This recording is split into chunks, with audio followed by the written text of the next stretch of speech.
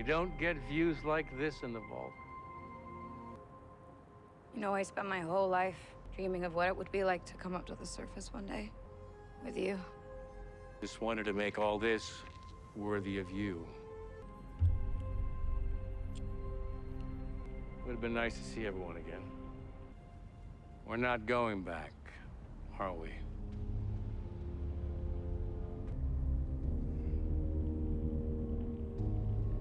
Yes, the surface changes a person. The Legion is coming. They'll massacre everyone here, you know that. Lucy, with my help, you can stop them.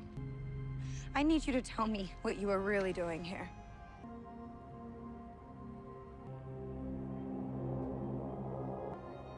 That I'm gonna turn you into the father I thought you were. You lied to me my whole life. I know that's how you feel. You think this is the real world. The surface is the experiment. What experiment? I've already sent my R&D out into the wasteland. Their boxes are the latest models, too. What did you do? I love you, SUGARBOMB.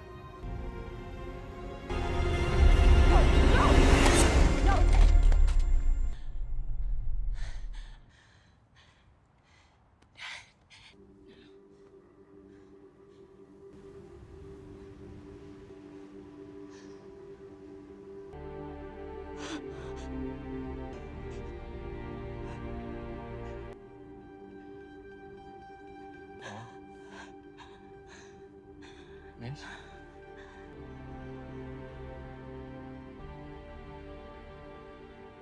You have a little smudge on the side. May I?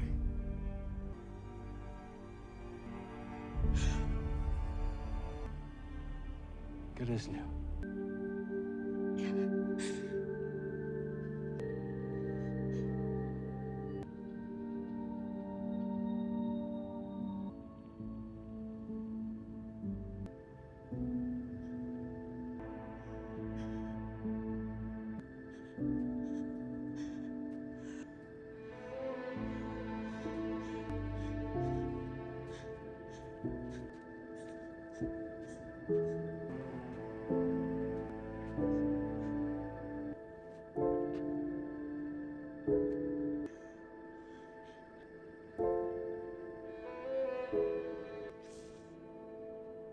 Lucy?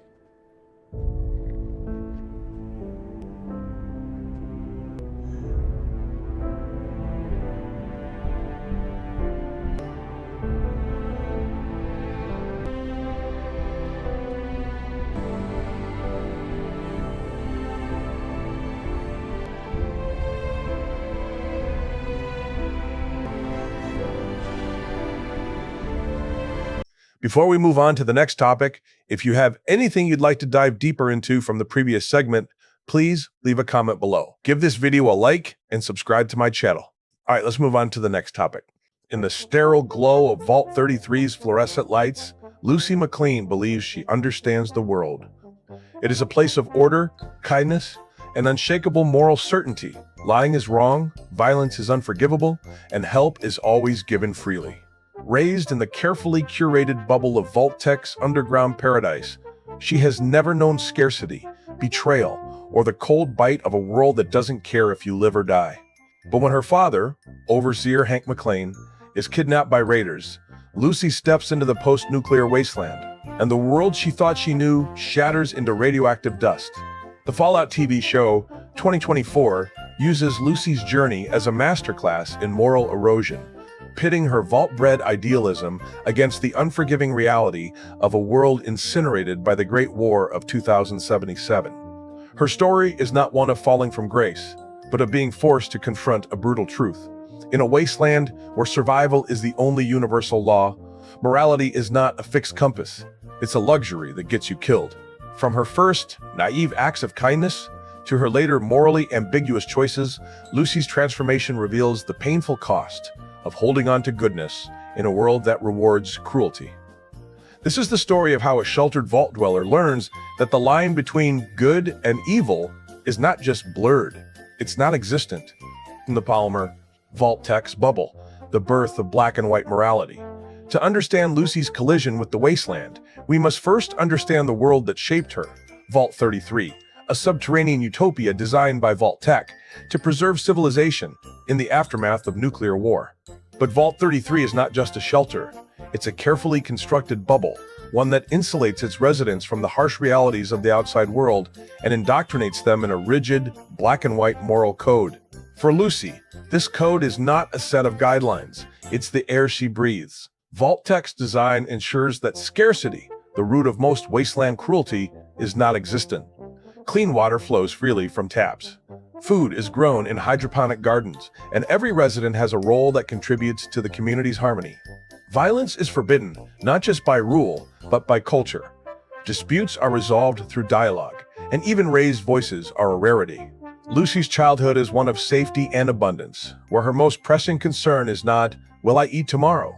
But how can I help my neighbor? Her father, Hank, reinforces this idealism, teaching her that Vault 33's greatest strength is our kindness.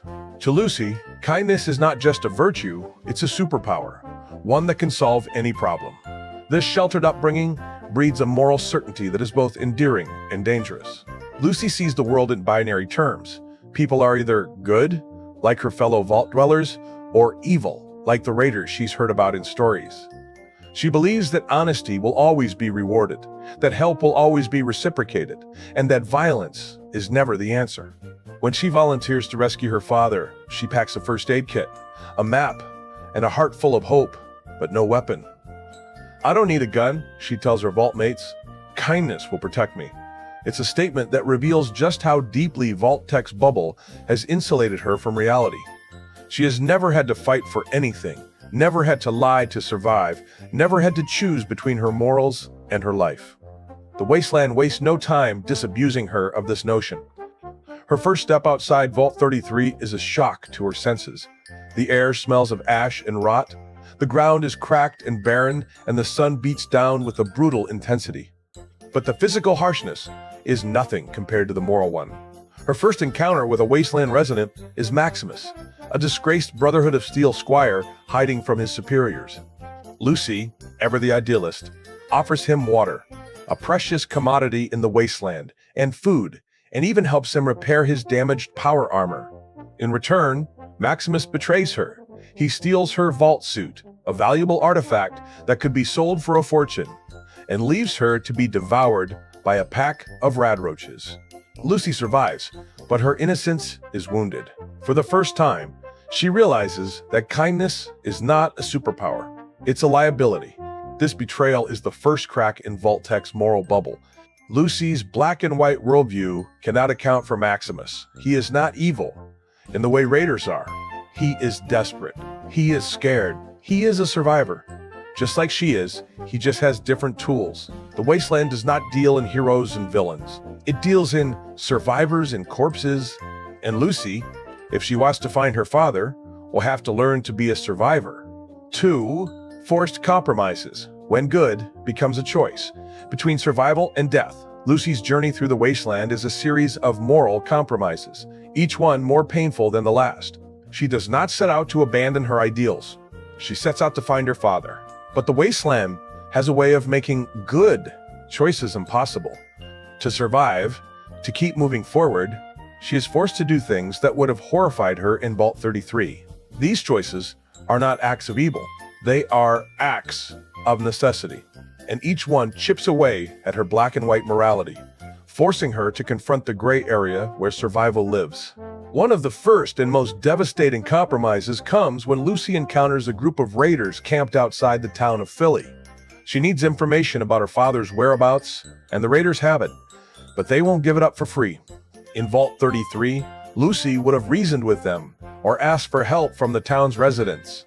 But in the wasteland, reasoning is a joke and help is a fantasy. So she lies. She tells the raiders she's a mercenary, willing to join their gang and help them rob a nearby settlement. I'm good with a knife, she says, her voice shaking but steady. It's a lie. She's never held a knife in anger, but it works. The raiders let her stay.